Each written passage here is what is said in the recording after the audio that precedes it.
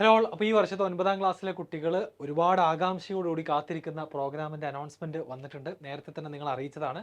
So നമ്മൾ ആ ഒരു ISRO യുവിക പ്രോഗ്രാം 2024ലേക്കുള്ള ആപ്ലിക്കേഷനുമായി ബന്ധപ്പെട്ടിട്ടുള്ള കുറച്ച് കാര്യങ്ങളാണ് ഞാൻ ഇതിലൂടെ പറയാൻ പോകുന്നത്.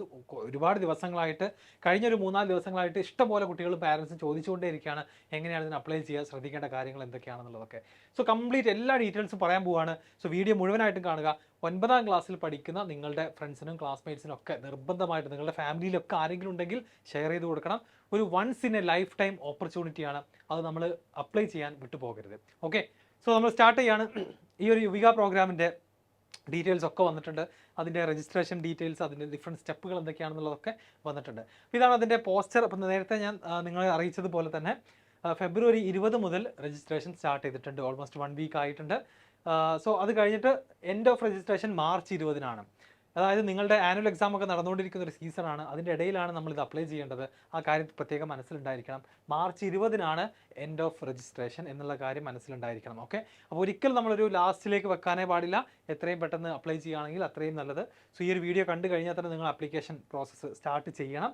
അതിന് വേണ്ട ലിങ്ക്, ഈ ഒരു പെർട്ടിക്കുലർ ലിങ്ക് നമ്മുടെ ഡിസ്ക്രിപ്ഷനിൽ ഉണ്ടായിരിക്കും.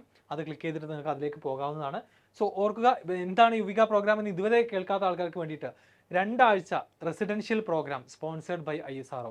ISROയുടെ വിവിധ സെൻറ്റേഴ്സിൽ 9ാം ക്ലാസ്സിൽ പഠിക്കുന്ന കുട്ടികൾക്ക് സമ്മർ വെക്കേഷൻ സമയത്ത് 2 ആഴ്ച ഫുൾ ഫ്രീ ആയിട്ട്, ഒരു ചിലവ് പോലും നമ്മൾ സ്വന്തമായിട്ട് എടുക്കേണ്ടതില്ല.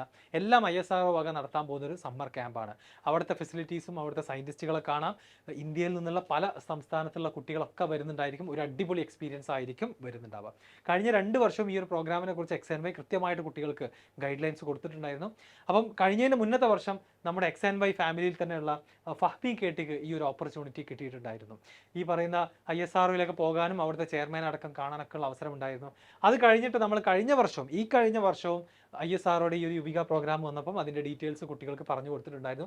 എഗെയിൻ XNY ഫാമിലിയിലുള്ള മറ്റൊരു സ്റ്റുഡൻറ്റിന്, ഫാത്തിമ നിദ എന്ന് പറയുന്ന സ്റ്റുഡൻറ്റിനും ഈ ഒരു പ്രോഗ്രാമിലേക്കുള്ള സെലക്ഷൻ കിട്ടിയിട്ടുണ്ടായിരുന്നു. അപ്പോൾ ഇവരുടെയൊക്കെ ഇൻ്റർവ്യൂ, ഇവരുടെ എക്സ്പീരിയൻസ് ഒക്കെ ഷെയർ ചെയ്യുന്ന വീഡിയോസ് ഒക്കെ നമ്മുടെ ചാനലിൽ ഓൾറെഡി അവൈലബിൾ ആണ്. അതിൻ്റെയൊക്കെ ലിങ്കുകൾ ഡിസ്ക്രിപ്ഷനിൽ ഉണ്ടായിരിക്കും.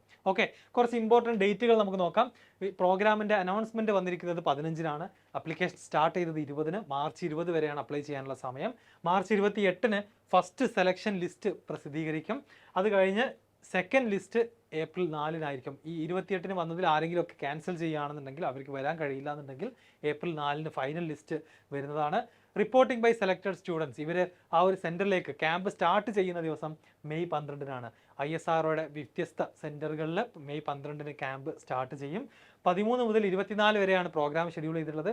25-ന് സെൻഡ് ഓഫ് ആണ്. സോ 2 വീക്സിൻ്റെ ക്യാമ്പാണ് ഇവിടെ നടക്കുന്നത്.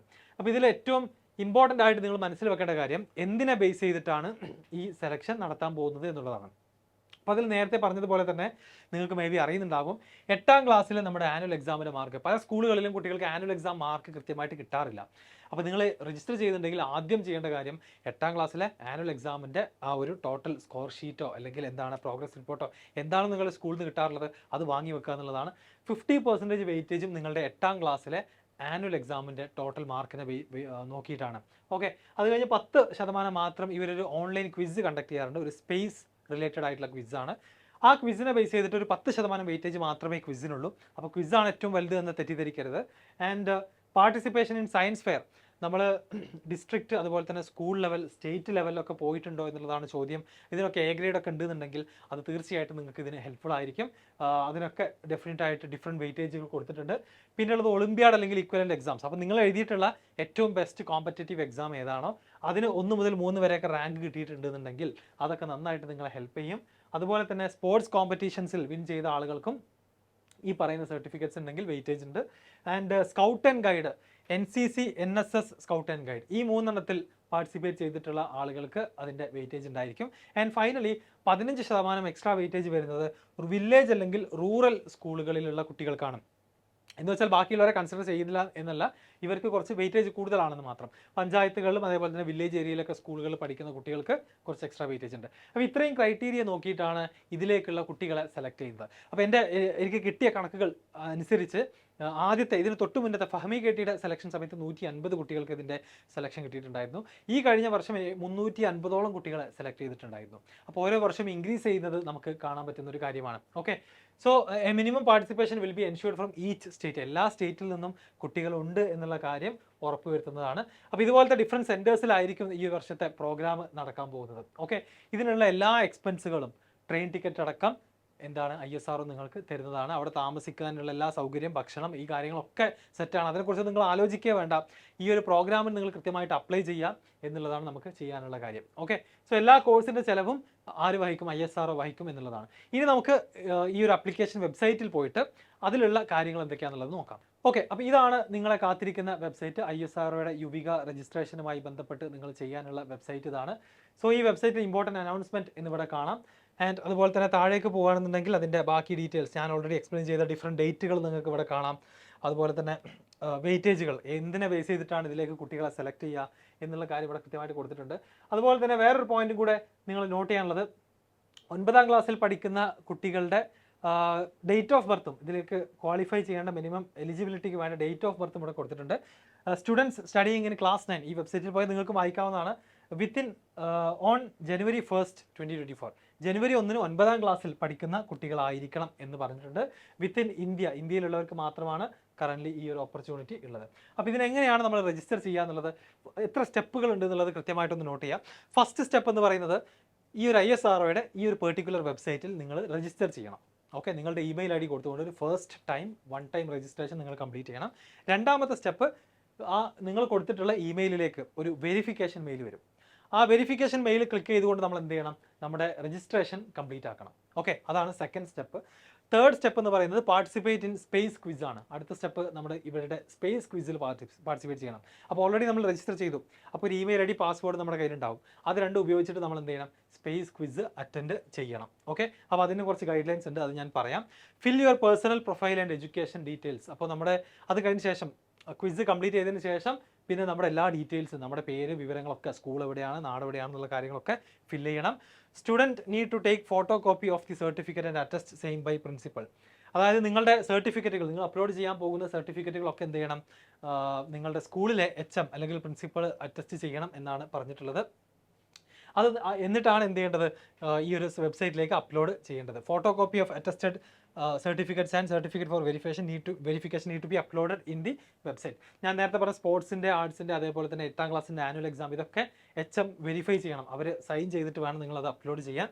Generate your certificate for verification by your principal എന്നുള്ള കാര്യം കൂടെ ഇവിടെ സ്റ്റെപ്പ് 6 ആയിട്ട് വന്നിട്ടുണ്ട്. അതുപോലെ തന്നെ scan and upload your document and submit the application. അപ്പോൾ നമ്മുടെ ഡീറ്റെയിൽസ് ഒക്കെ ഫില്ല് ചെയ്ത് നിങ്ങൾക്ക് ആവശ്യമുള്ള സർട്ടിഫിക്കറ്റുകളൊക്കെ, വെരിഫൈ ചെയ്ത സർട്ടിഫിക്കറ്റുകൾ, HM സൈൻ ചെയ്തിട്ടുള്ള സർട്ടിഫിക്കറ്റുകളൊക്കെ അപ്ലോഡ് ചെയ്യുക എന്നുള്ള ആ ഒരു പ്രോസസ്സ് തന്നെയാണ്. നോർമലി നമ്മളൊരു സ്കോളർഷിപ്പ് എക്സാമിനൊക്കെ നമ്മൾ അപ്ലൈ ചെയ്യാറുള്ള മെത്തേഡ്സ് തന്നെയാണ് ഇതിലും ഫോളോ ചെയ്യാനുള്ളത്. ഓക്കെ, അപ്പോൾ ഇവിടെ അപ്ലൈ ഫോർ യുവിക രജിസ്ട്രേഷൻ എന്നുള്ള ലാസ്റ്റ് സ്റ്റെപ്പ് നിങ്ങൾക്ക് ഇവിടെ കാണാം. അത് ക്ലിക്ക് ചെയ്യുന്നതോടുകൂടി നമ്മൾ ഈ ഒരു പേജിലേക്കാണ് എത്തുക. ലോഗിൻ ചെയ്യാനാണ് ഇവിടെ പറയുന്നത്. പക്ഷേ ആദ്യമായിട്ട് വരുന്ന ആളുകൾക്ക് വേണ്ടിയിട്ട് ഇവിടെ രജിസ്റ്റർ എന്നുള്ള ഓപ്ഷൻ ഉണ്ട്. അപ്പോൾ നിങ്ങൾ പോയി രജിസ്റ്റർ ചെയ്യണം. എന്നിട്ടാണ് എന്ത് ചെയ്യേണ്ടത്? ഈ ഒരു ലോഗിൻ പേജിലേക്ക് വരേണ്ടത്. ഓക്കെ, അപ്പോൾ ഞാൻ അക്കൗണ്ട് ക്രിയേറ്റ് ചെയ്തു, അതിൻ്റെ വെരിഫിക്കേഷൻ കംപ്ലീറ്റ് ചെയ്തു. അതിനുശേഷം സെയിം ലിങ്കിൽ തന്നെ വന്നിട്ട് ഞാൻ ലോഗിൻ ചെയ്തു.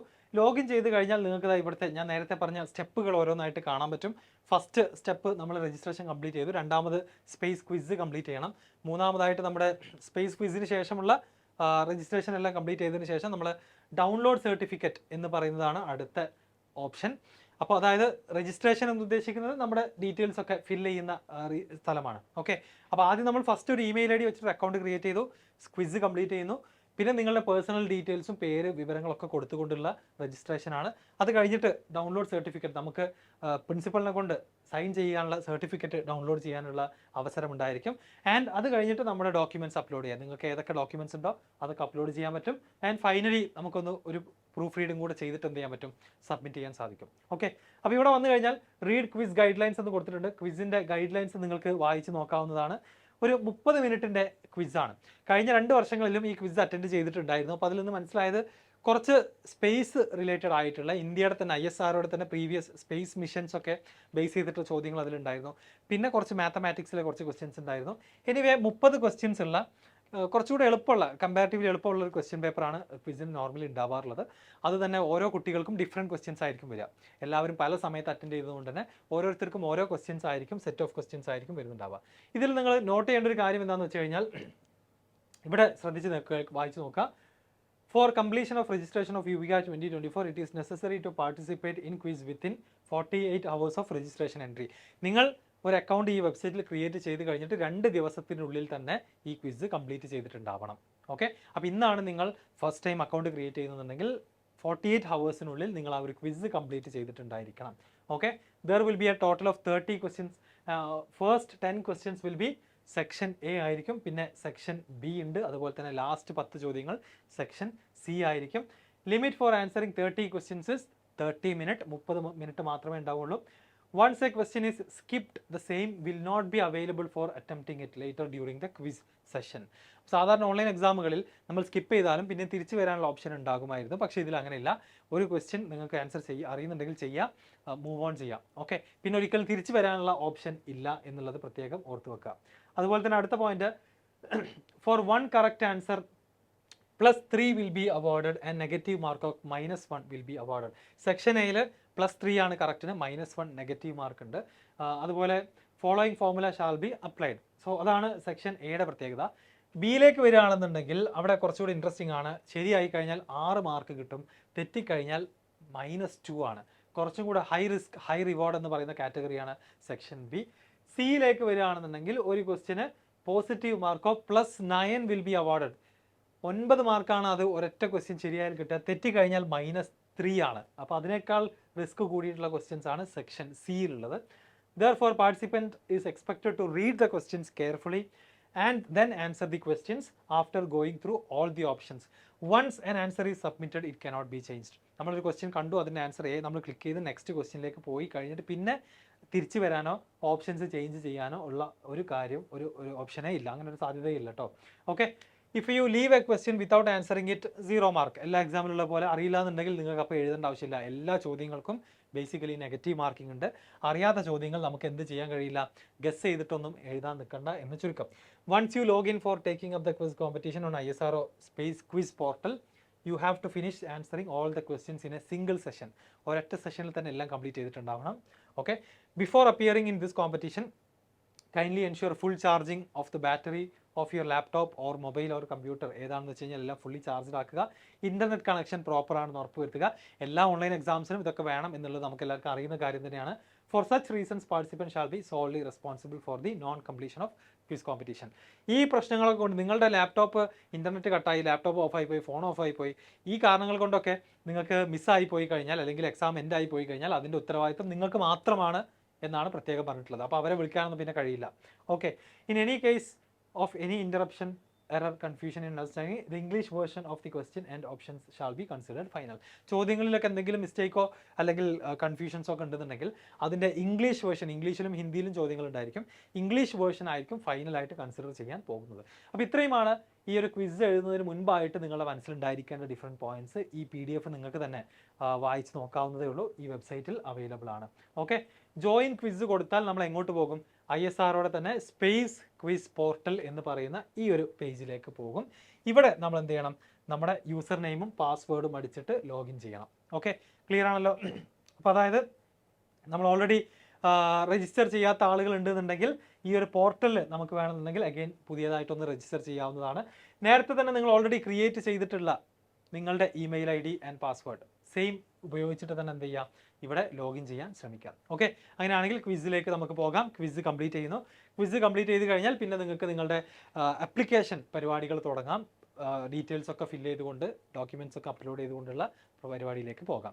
ഇതാണ് അപ്പോൾ ഓവറോൾ ISRO രജിസ്ട്രേഷനുമായി ബന്ധപ്പെട്ട് നിങ്ങൾ ഓർത്ത് വെക്കേണ്ട കാര്യങ്ങൾ.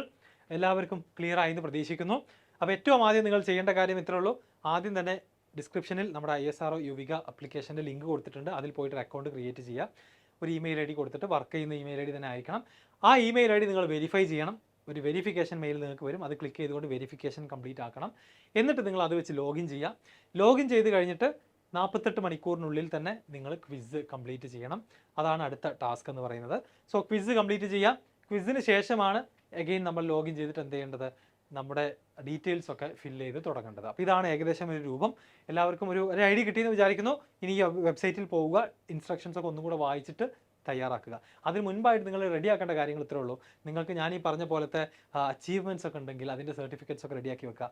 8th സ്റ്റാൻഡേർഡിലെ ആനുവൽ എക്സാമിൻ്റെ ഫൈനൽ സ്കോർ എത്രയാണോ അത് HM സൈൻ ചെയ്തിട്ടുള്ള പേപ്പർ റെഡിയാക്കി വെക്കുക. ഇതൊക്കെ നമുക്ക് അപ്ലോഡ് ചെയ്യാനുള്ളതാണ്. ഓക്കെ, അപ്പോൾ March 20 വരെ സമയമുണ്ട്. ആൻഡ് നിങ്ങളോട് പറയാനുള്ളത്, നമ്മൾ എന്ത് പ്ലാൻ ചെയ്തിട്ടുണ്ട്, ഇതിന് അപ്ലൈ ചെയ്യുന്ന എല്ലാ കുട്ടികൾക്കും വേണ്ടിയിട്ട് ഒരു ഓറിയൻറ്റേഷൻ വെബിനാർ പ്ലാൻ ചെയ്യുന്നുണ്ട്.